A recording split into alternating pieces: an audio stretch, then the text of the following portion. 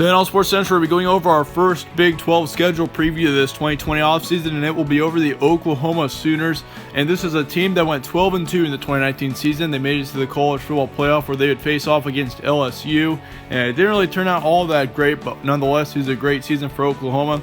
But in this video, we're going to be going over a few things on 2020. We're going to be going over a few players that this team will be losing, who they're going to be returning, and also going over the schedule for the first time this offseason. Starting off with the games that Oklahoma's had since November. We start off on November 9th when they played Iowa State at home. They won that one by 42-41. And that was a really, really close game. I'm sure if Oklahoma would have lost that, they probably wouldn't have made it to the college football playoff. And same as the next couple games. I mean, you did a couple of close ones against Baylor. Of course, that Baylor game was on the road, but Baylor was a team that was certainly on a different caliber last season. They were really good compared to how they've been in the past. And you also had a close one against TCU, but nonetheless, all three of those games were wins. You had a win against Oklahoma State to finish off the regular season, 34-16. And then, of course, you played Baylor in the Big 12 championship game. That was a really good game. Oklahoma got the win there, 30-23 in overtime. And once again, they went on to the college football playoff where they play LSU, and that was a loss, 28-63. But of course, LSU, once again, they were probably one of the better teams that college football has ever had. I mean, if you're looking at Joe Burrow and how great of a quarterback he was, and just that team in general was absolutely fantastic. I mean, they had very few weak spots on that team. So yeah, for Oklahoma, I mean, it was a loss. It was a pretty bad loss, but I mean, there's a reason for that.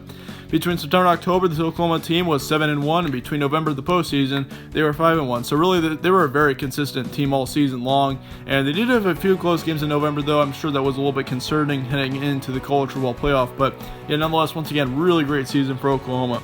Moving on to your returning production for Oklahoma moving into 2020, they lose their big-time starting quarterback Jalen Hurts, which he had a huge impact on this team last season.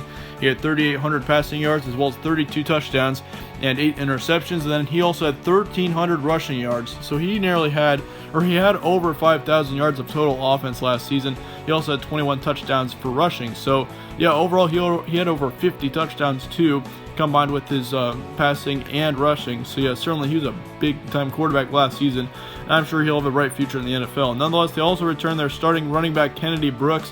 That is going to be huge. He had over 1,000 yards of offense as well as 6 touchdowns. And running back Trey Sermon is transferring away from the program. I believe he's going to Ohio State, if I'm correct. And he had 456 yards of offense last season with 5 touchdowns. So there'll be a moderate loss. But Kennedy Brooks will do a good job covering up his position. We also see they lose their top wide receiver CeeDee Lamb, which he had over 1,300 yards of offense last season. That is going to be a really brutal loss. He had 15 touchdowns as well as that. And they return their second wide receiver in Charleston Rambo. That's going to be a good return. He had 700 yards of offense last season as well as 5 touchdowns. But they do lose their third wide receiver in Lee Morris, which he had over 300 yards of offense as well as 1 touchdown. So yeah, they are having a couple of really tough losses on this offense. I mean, Jalen Hurts is going to be really tough to lose. And also CeeDee Lamb, that's going to be a huge loss as well. I mean, CeeDee Lamb is expected to go, I believe, in the first round of the draft. So, yeah, certainly I believe he's got a bright future as well. But they lose 1 offensive lineman, 1 defensive lineman, and 2 linebackers as well as 1 in the secondary. So they don't have too many bad losses on the defense, of course, which they've got 4. And, of course, what you see from most teams, you'll see 4, maybe 5 losses on the defense from most teams on average.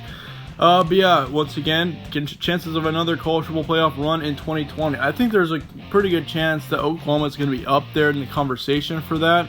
But yeah, I mean, no doubt that Oklahoma is going to be up there next season for the majority of the season. But yeah, once again, though, there are a few losses on this team that they're going to have to deal with, especially, I mean, Jalen Hurts, that's probably going to be the toughest loss right there. Of course, with him having over 5,000 yards, that's tough to replace right there. But yeah, I think Oklahoma will once again have a good season. I don't expect them to be a team that's struggling to make a bowl game by any means. I do think it'll be a little bit of a decline, though. I don't expect them to be quite as good as they were last season, but once again, I do expect them to contend for the college football playoff.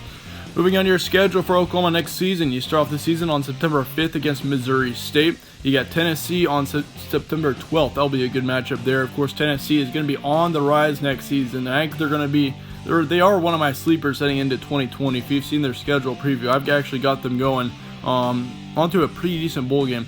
They play Army as well on the road on September 26th. They got an early bye on September 19th. You also have Baylor on October 3rd. You got Texas in a neutral location on October 10th. That should be an interesting matchup. You also have Iowa State in Ames on October 17th. You got Oklahoma State the following week, followed by TCU. Then November is filled with West Virginia, Kansas State, Kansas, and Texas Tech. So really your November isn't looking very tough at all right now. Your toughest month is looking like October, when you got Texas, Iowa State, Oklahoma State, and TCU. Of course, you got a couple of tough road games in there too with Iowa State and TCU. But yeah, that November's not looking all that bad. But here's what I'm expecting. I'll give you 3 guaranteed wins. I'll give you Missouri State, Kansas State, and Kansas, all 3 of those games being home games. I really don't expect much from Kansas State next season. I mean, they were a very much veteran team last year, and so I think that Oklahoma should feel pretty comfortable in that game.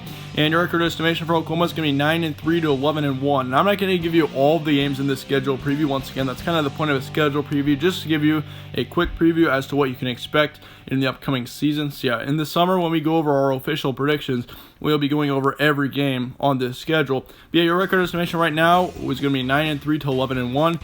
But yeah, let me know your thoughts on Oklahoma in the comments below. Let me know whether you think differently, whether you think they'll be better or worse. Also, let me know if I got anything wrong. If you think differently, be sure to let me know in the comments below once again. Thank you guys all for watching. Stay tuned for more from All Sports Central. I will see you all later.